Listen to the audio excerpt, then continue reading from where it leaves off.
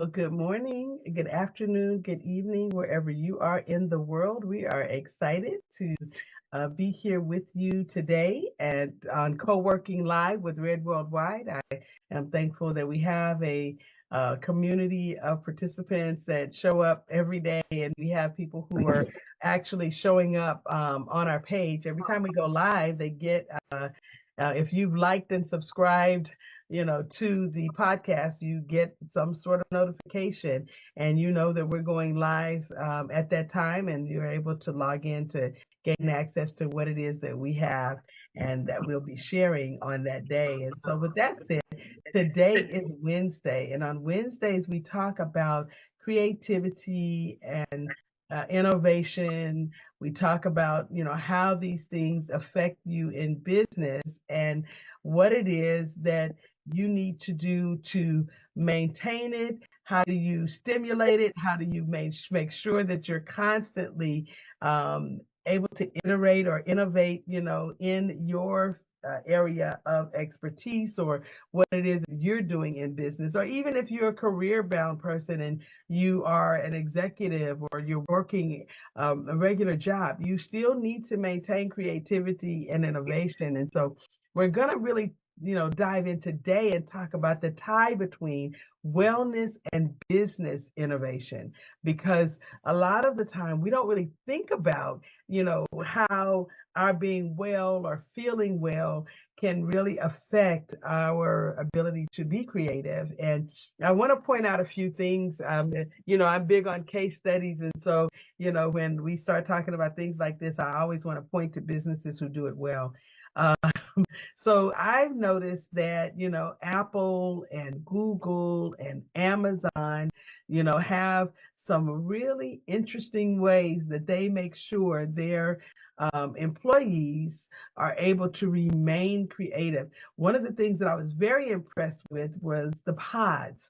Some of you guys might have heard about the Google pods, how Google has sleeping pods at their locations, and people are able to go and take a nap. This was huge, huge science years ago when it first started, way before Google. There were studies that were done to talk about how, people who were able to get the extra nap, the power nap in the afternoon, came back firing on all cylinders when they, came out of the napping phase and went back to work. There were some people who would take a lunch, they would eat their lunch, and then they would go to sleep. Okay. And then they would go back to work. And some of the studies, and we'll bring out some of the statistics on that in a future session, but some of the studies showed that people, not only were, far more creative, but they also were able to close more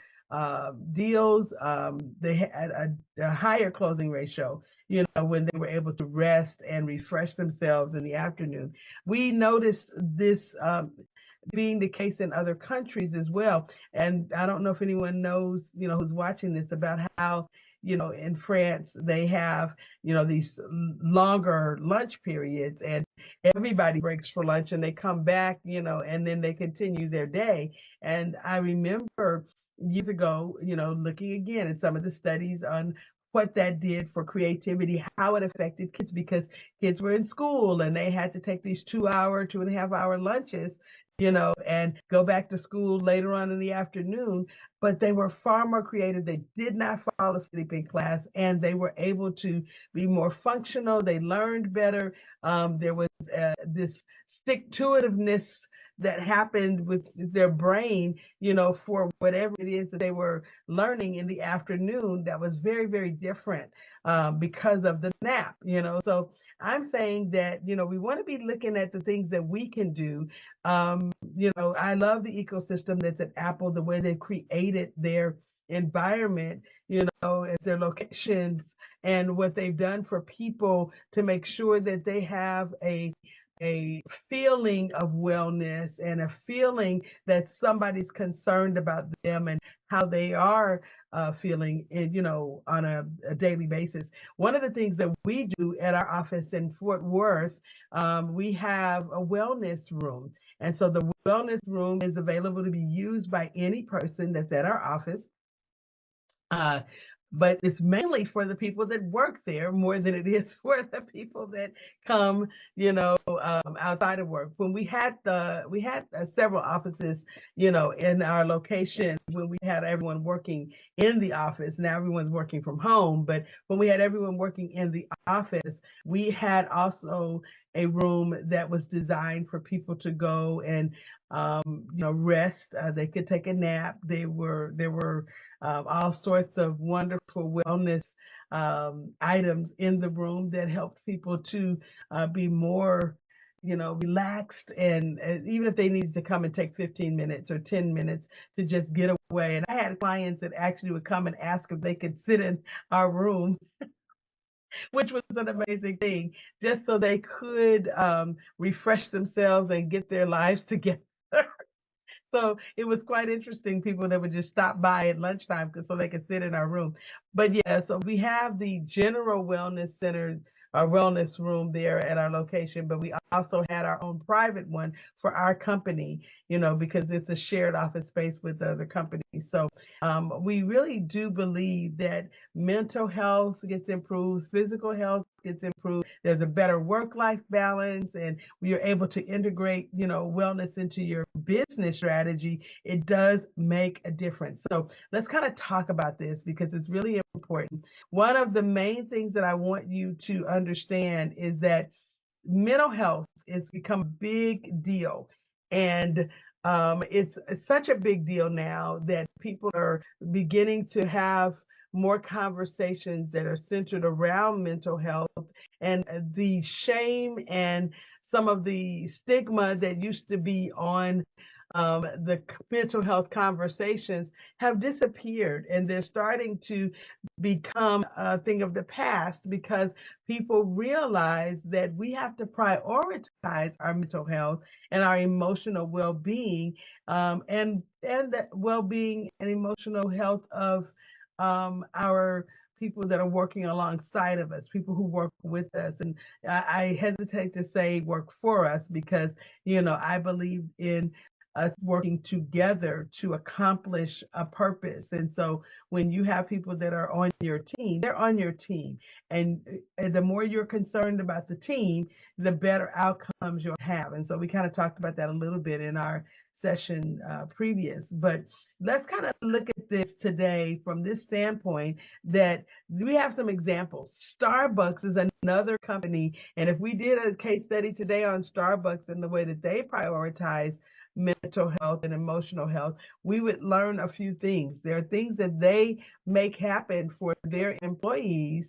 And there are some studies, and one of the studies show that 81% of workers face some form of burnout or mental health issue, and 68% of employees say that their daily work has been interrupted by mental health and emotional health challenges. So healthcare is one of the many industries that, um, we want to really pay attention to, because when you don't have proper and appropriate care, sometimes you don't even realize, and you won't prioritize your health, your mental and emotional health, because it's like, well, I don't have the ability to do anything about it. And so, with that said, what happens is people just keep working and working and working, and they face these peaks, in the demand, for mental health services.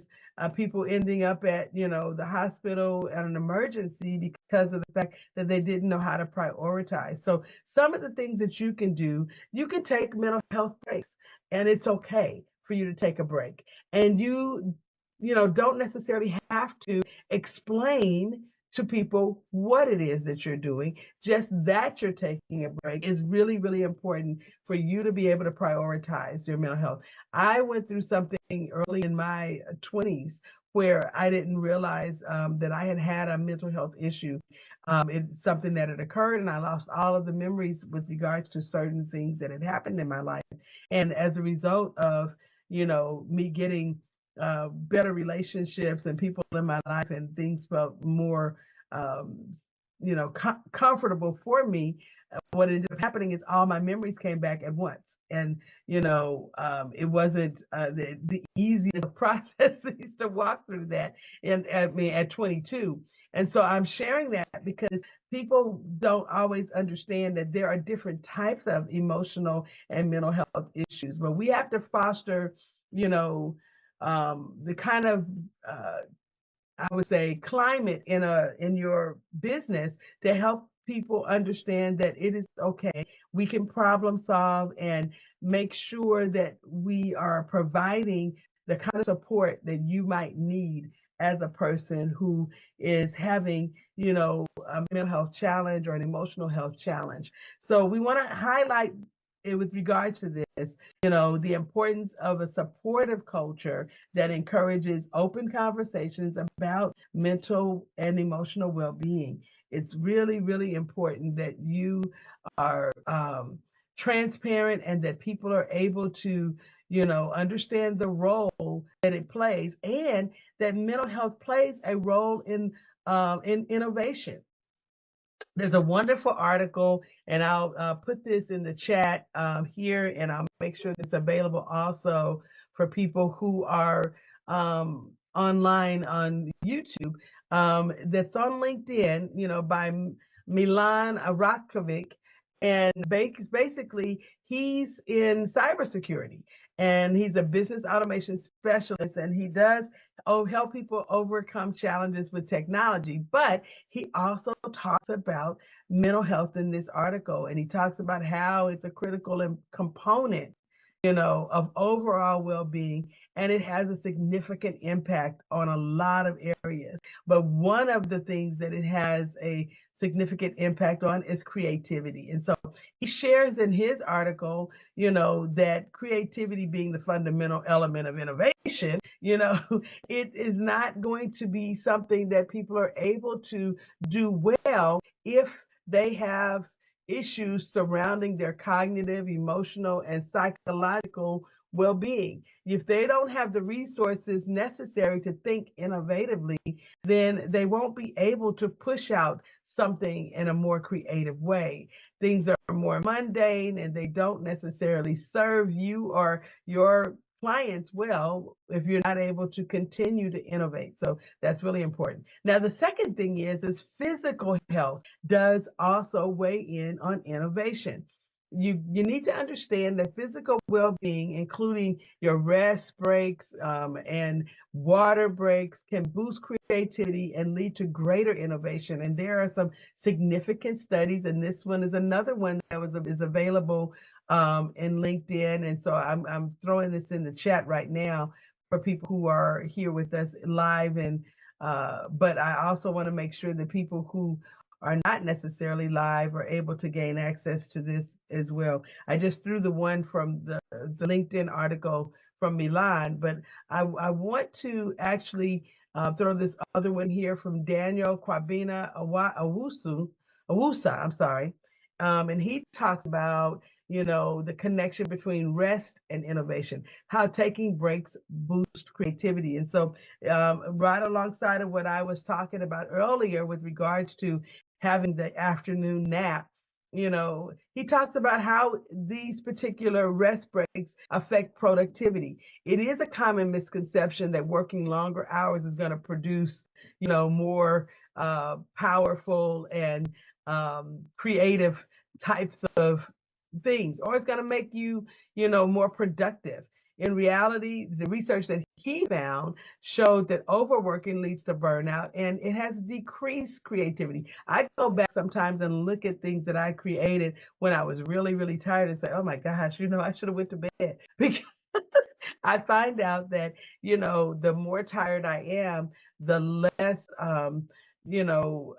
impactful some of the work that I have done is. And so rest is really, really, really important. It's not just important to the day, and this is one of the things that Daniel talks about, the work day that you're having the rest, but it also is important to the days afterward and everything else that goes on around it, because the sleep gives you the productivity you need to continue doing good work. And so when you prioritize rest and you get enough sleep, you can really be more productive. So getting enough sleep at night is one thing, but also taking the opportunity, if you can, to take an afternoon nap really works well. We have some comments in the chat, and I want to bring those to bear. Crystal is saying, yes, more companies are providing employees mental health days when they are feeling burned out or need a break. And, it is true, and I think that when you're creating your company, you need to be thinking about this because it is a really important um, tool. Using rest as a tool is really important. Okay, well-being also, helps you make sure that you are not dealing with stress in a way that's toxic.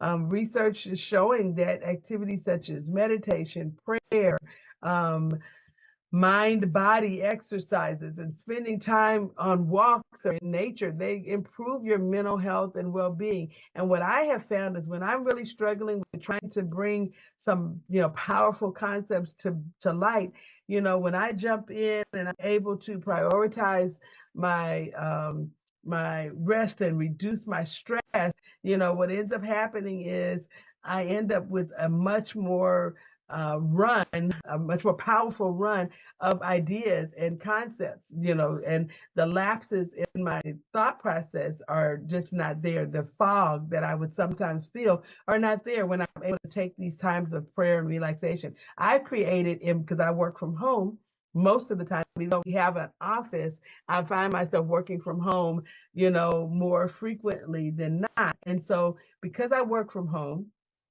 when I'm in the California area and not in Texas, I have created a clear space in our home office. We have the one space and then we have a space that's outdoors. And I think it's so important for you to create and curate a space that you can be creative. What is it that you can do in your space? I created a space in a closet because I needed to have somewhere to really go and just think through things. And it's very important that you create for yourself the space that you feel comfortable in and the space that makes you more creative. I found that I was more creative in one season of my life when I had a larger space.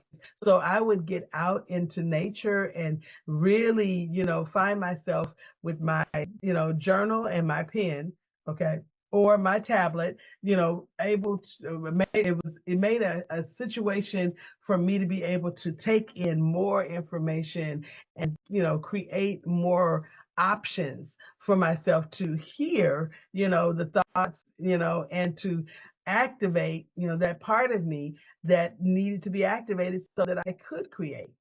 All right. So having the physical health and innovation tie in is really important. Introducing you to the concept of integrating wearable technologies that will help you monitor. I use my Apple Watch. My Apple Watch tells me when I need to stand. It also reminds me, when I may need to take a rest break. I have those things programmed to do that so that I am being mindful because sometimes I'll start working and I'll forget that I even haven't eaten. I want to say that when I was there in Florida, there is a process that Crystal Morgan and Tommy Holloway use, at HM Life. They asked the question, when was the last time you had a glass of water? Okay. Are you drinking enough? Are you getting enough rest? Do you need to take a rest break? And so those are the wonderful things that I think that when people are collaborating and in groups that they can do for each other, asking each other, okay, is this a good time for us to take a break? We've been at this for a couple of hours now. We need to, stop and drink a glass of water, or we need to possibly, take a few minutes to get a walk. Because what I have found also, people who work from home sometimes overwork without realizing it. They are so into what they're doing. Sometimes days will go by. I remember that I would be in like the Dragon's Den, is what they call it, and I would be there for 3 or 4 days working on a project, not even realizing that I've been up that long. When I was a little younger, it was really bad. And I had to come to a mindset that this is not healthy and I've got to do something different. So, what are some strategies for achieving work life balance and understanding, the benefits in a way that it makes you change something. And this is really, really important. You've got to be able to look at what, is available and utilize some of those, ideas for what it is that you're doing. Examine how these innovative companies are excelling by creating a culture that values work-life balance. Look at, what you can do to define work-life balance for yourself. That's really important. And what is it that you can do to integrate wellness into your strategy? What are the things that you can do in your current situation that creates a solution, to the potential overwork, or overwhelm that can happen when you don't take the time to prioritize your mental health, your well-being, and with your business. Look at ways that you can provide for yourself opportunities of continuous skill development in this area. Go to a webinar, go online, find places that you can get ideas about the way that you change your thought process when it comes to having a mentally healthy work environment. And if you are finding that you working from home is toxic and it's not become fun, or it's no longer serving you in a manner that's powerful and positive, then maybe you need to change that. Maybe a couple days a week you need to go and work at Starbucks, or go and work outside at the park. Take everything with you and just change your physical location, just so that you can create, and enhance your problem solving skills, and get some cognitive flexibility. I like those words together, the cognitive flexibility, because the resilience that you're able to create when you are a lot more calm and peaceful, and you actually taken the stress, out of your life, you de-stressed, it really is going to create a much more innovative process for you, and you're able to really bring forth a products and services that will serve people better. It also helps you foster a better work environment for the other people that you're working with. When you are having a situation where you're working with all the blinds closed and all the lights off, and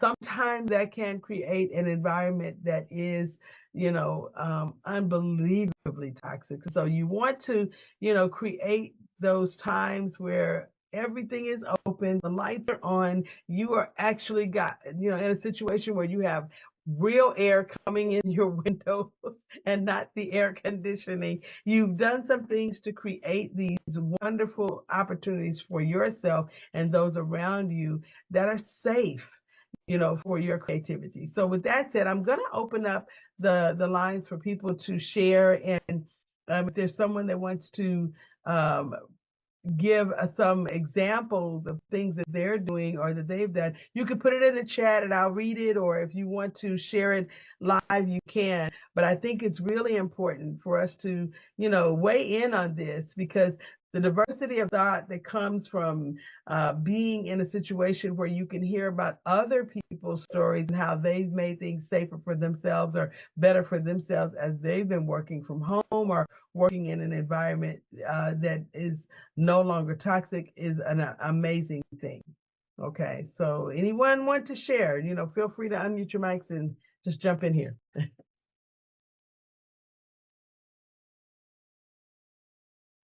Okay, nobody's coming forward. I know I this. would ride my Oh, there we Peloton go. or Okay. go for a walk for 5 minutes to incorporate some exercise to help with the mental health aspect of it. Something different when we say we don't have time to exercise, but you make time to do so.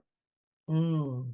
It gives you a break, and it also relieves and creates those endorphins to make you feel better, especially if you're being stressed at the moment. You're trying to change your environment, so you change your external factors to change the internal factors within you. Wonderful, wonderful. Thanks, Crystal, for that. Change, I love that. Change the external factors to change the internal factors. That is an amazing concept. And I think it's really important I know that I did a certification a few years ago called the happiness coaching, and learning how to live happily. Okay, there are a lot of people who don't have that as a part of their mindset, and they are not happy, and they don't want other people to be too happy around them. It's like, what's wrong with her? She's always so happy. And it's very interesting that that's a thing, that it really is a thing. And so my thought is that for people who are struggling in this area, they really may need to seek out, more training on how to bring those endorphins to light.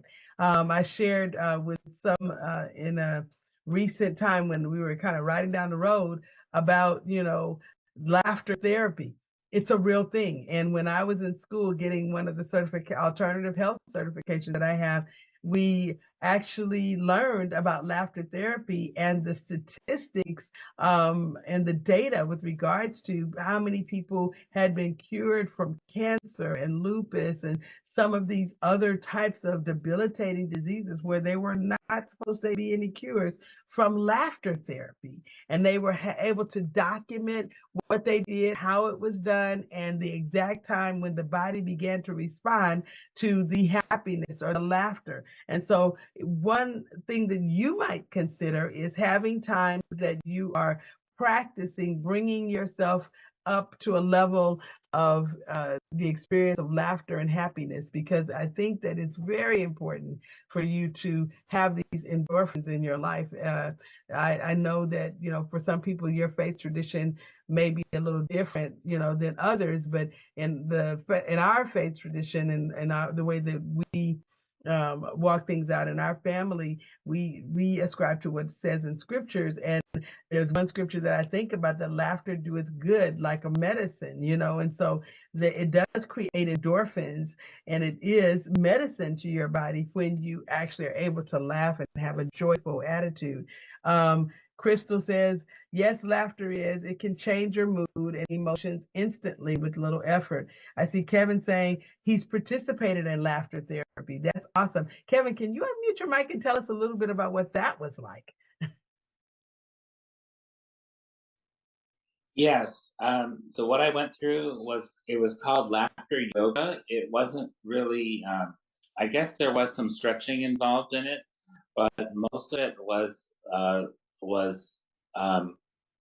practicing the laughter. We had a laughter coach, and the coach would coach us on just doing the sounds like ha, like ha ha ha and stuff like that. And um, it uses a lot of your breathing. It helps oxygenate your system, so you get the oxygen deep down in your system. And it doesn't. It has an amazing lift on your mood. It changes your whole state, and it's very, very helpful. That is awesome.